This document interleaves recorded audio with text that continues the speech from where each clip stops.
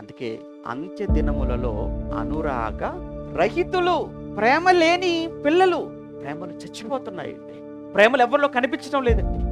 ఏదో బయట మాటలకే పరిమితం అయ్యాయి తప్ప చేతల్లోనికి క్రియల్లోనికి వచ్చేటప్పటికి మాత్రం అందరూ అనురాగ రహితులుగానే ఉన్నారు. మళ్ళా చెప్తున్నాను, ఈ మాట మీరు బాగా నోట్ చేసి పెట్టుకోండి. నోటి మాటల్లోనే ప్రేమలు తప్ప నిజంగా చేతల్లో క్రియల్లో ఎంతమందిలో కనబడుతున్నాయి చెప్పండి ఆ ప్రేమ? వద్దండి.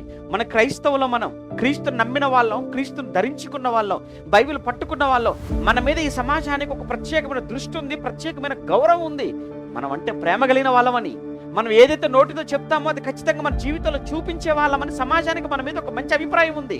ఇంత మంచి అభిప్రాయం మన మీద ఉన్నప్పుడు ఈ సమాజానికి మనం కానీ ఒకవేళ భిన్నంగా ప్రవర్తిస్తే అభిప్రాయం మన మీదనే కాదు, బైబిల్ మీద, క్రీస్తు మీద అంతా కూడా అభిప్రాయం కనుమరుగైపోయే, అభిప్రాయం మారిపోయే, క్రీస్తు పట్ల ద్వేషం పెరిగిపోయే ప్రమాదం కూడా లేకపోలేదు మన వలన.